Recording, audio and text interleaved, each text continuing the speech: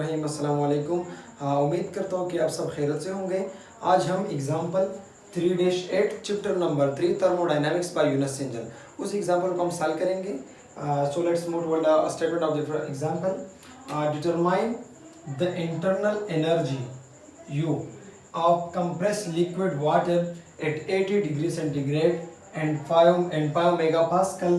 Determine data from the compressed liquid table and saturated liquid table. Example के statement में सबसे पहले हमें बताया गया है, हमसे मांग रहा है डिटरमाइन इंटरनल एनर्जी। हमने क्या करना है, हमने इंटरनल एनर्जी को फाइंड करना है ऑफ कंप्रेस्ड लिक्विड वाटर है, लेकिन उसका स्टेट क्या है, कंप्रेस्ड लिक्विड है। हमें इधर जो स्टेट गिवन है वो क्या गिवन है, वो वेपर नहीं है, वो मिक्सचर नहीं है, लिक्विड वेपर मिक्सचर नहीं, वो सिर्फ और सिर्फ कंप्रेस्ड लिक्विड है। कंप्रेस्ड लिक्विड है इतने टेम्परेचर पे और इतने प्रेशर पे 80 डिग्री सेंटीग्रेड पे और 5 मेगापास्कल प्रेशर पे कंप्रेस्ड लिक्विड है, जिसकी हमने क्या करना है, इंटरनल एनर्जी को फाइंड करना है। तो हमें गिवन है वो क्वेश्चन में कि आपने क्या करना है, सबसे पहले डेटा को कंप्रेस्ड लिक्विड टेबल से लेना है। कंप्रेस्ड लिक्विड टेबल से आप जो इंटरनल एनर्जी फाइंड करोगे उससे फाइंड करें, और उसके बाद क्या करें, सैचुरेटेड लिक्विड टेबल से आप क्या करें, इंटरनल एनर्जी को फाइंड करें। तो लेट्स मूव टुवर्ड सॉल्यूशन। सबसे पहले हम गिवन डेटा को लिखेंगे। सबसे पहले मैंने क्या लिखा, प्रेशर लिखा 5 मेगापास्कल जो हमें गिवन है, और उसके बाद टेम्परेचर लिखा 80 डिग्री सेंटीग्रेड। डिटरमाइन, हमने फाइंड क्या करना है, इंटरनल एनर्जी को हमने क्या करना है, फाइंड करना है। लेकिन हमें बताया गया है कि डेटा को आपने कंप्रेस्ड लिक्विड टेबल से लेना है। तो कंप्रेस्ड लिक्विड टेबल जो है वो है table number A7। Table A7 जो है कंप्रेस्ड लिक्विड वाटर के लिए जो कंप्रेस्ड लिक्विड टेबल है वो है टेबल A7। तो आपको पता भी है क्वेश्चन में कि उसका जो स्टेट है वो क्या है, कंप्रेस्ड लिक्विड है। तो आपने सीधा टेबल A7 में जाकर कंप्रेस्ड लिक्विड में जाना है। कंप्रेस्ड लिक्विड में आपने देखना है प्रेशर। सबसे पहले आपने प्रेशर वाला टेबल लेना है। वहाँ पर बहुत ज़्यादा प्रेशर 5 मेगापास्कल, 10 मेगापास्कल, 15, 20 पे वैल्यूज होंगे। तो आपने कहाँ जाना है, आपने 5 मेगापास्कल प्रेशर पर जाना है। उसके बाद आपके साथ इस तरह लेफ्ट साइड पर आपके साथ टेम्परेचर की वैल्यूज गिवन होगी 80 डिग्री सेंटीग्रेड, 90, 100, 112। आपके साथ बहुत ज़्यादा वैल्यू गिवन होगी। तो आपके साथ क्वेश्चन में कौन सी वैल्यू पे आपने इंटरनल एनर्जी फाइंड करनी, 80 डिग्री सेंटीग्रेड। तो आपने प्रेशर 5 मेगापास्कल और टेम्परेचर 80 डिग्री सेंटीग्रेड पे आपने क्या करना है, करस्पॉन्डेंस उसके इंटरनल एनर्जी को क्या करना है, फाइंड करना है। तो आपने टेबल A7 में जाकर प्रेशर 5 मेगापास्कल और टेम्परेचर 80 डिग्री सेंटीग्रेड पे देखकर इंटरनल एनर्जी को बताना है। तो इंटरनल एनर्जी यहाँ पर क्या होगी, 333.82 किलोजूल पर किलोग्राम। तो ये हमारे साथ इंटरनल एनर्जी की वैल्यू है from data from the compressed liquid table. इसके बाद अब हम इंटरनल एनर्जी को फाइंड करेंगे, लेकिन डेटा को हम लेंगे सैचुरेटेड लिक्विड टेबल से।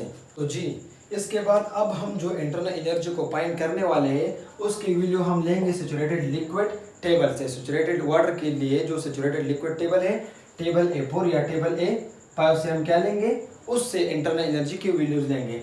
फॉर एग्जांपल हम चले गए टेबल A4 या टेबल A5 में। अभी मैंने जो वैल्यू ली है मैंने टेबल A4 से ली है। आप टेबल A5 को भी यूज़ कर सकते हैं, टेबल A4 को भी यूज़ कर सकते हैं। पर मैंने टेबल A4 लिया है। लेफ्ट साइड पर मेरे पास टेम्परेचर की वैल्यू है और उसके साथ करस्पॉन्डेंस उसकी सैचुरेशन प्रेशर की, और यहाँ पर internal energy of the liquid, internal energy of the liquid and vapour mixture, and यहाँ पर internal energy of the vapour. तो अब हमारे साथ मुझे तो क्वेश्चन में पहले से ही गिवन है कि आपने क्या करना है, internal energy of compressed liquid, आपने क्या करना है, लिक्विड के लिए इंटरनल एनर्जी फाइंड करनी है। तो मुझे पता इधर से चलता है कि मैंने UF लेना है या UFG लेना है या UG लेना है। तो मुझे क्वेश्चन के स्टार्ट में पता चल गया कि मैंने क्या लिया, कि यहाँ पर कंप्रेस्ड लिक्विड क्यों है। तो हमने क्या करना है, UFG को और UG को इग्नोर करके वैल्यू को हमने UF वाला लेना है, क्योंकि UF का मतलब है internal energy of the liquid. सही है। अगर इस तरह हमें पता नहीं चलता कि हम स्टेट को किस तरह फाइंड करेंगे कि ये सच में या कंप्रेस्ड लिक्विड में है या नहीं है, तो उसके लिए हम क्या करेंगे हम क्या करेंगे, हमारे पास जो टेम्परेचर है वो है 80 डिग्री सेंटीग्रेड और उसके करस्पॉन्डिंग जो सैचुरेशन प्रेशर है वो है 47.416।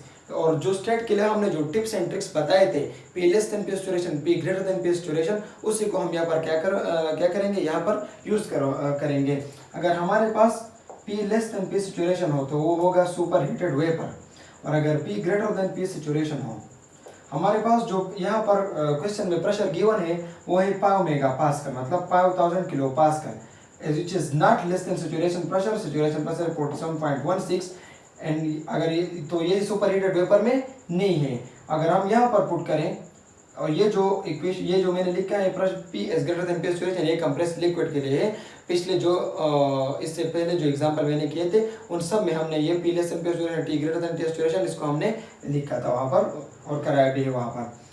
अगर यहाँ पर मैं लिखूँ 5000 kilo pascal is greater than saturation pressure is 47.416, तो yes it is a compressed liquid. यहाँ से भी हमें अंदाजा हो सकता है कि ये किस स्टेट में है और पहले से हमें क्वेश्चन में भी गिवन है। तो यहाँ पर सैचुरेटेड लिक्विड टेबल से हम किस चीज़ की वैल्यू लेंगे, हम UF की वैल्यू को लेंगे। तो यहाँ से हमें पता चलता है कि हमने जो इंटरनल एनर्जी फाइंड की कंप्रेस्ड लिक्विड से उसकी वैल्यू 333 थी 0.32, और जो सैचुरेटेड और जो इंटरनल एनर्जी की वैल्यू हमने फाइंड की सैचुरेटेड लिक्विड टेबल से उसकी वैल्यू आई 334। तो इट्स मीन दैट इन दोनों में इतना फर्क नहीं है।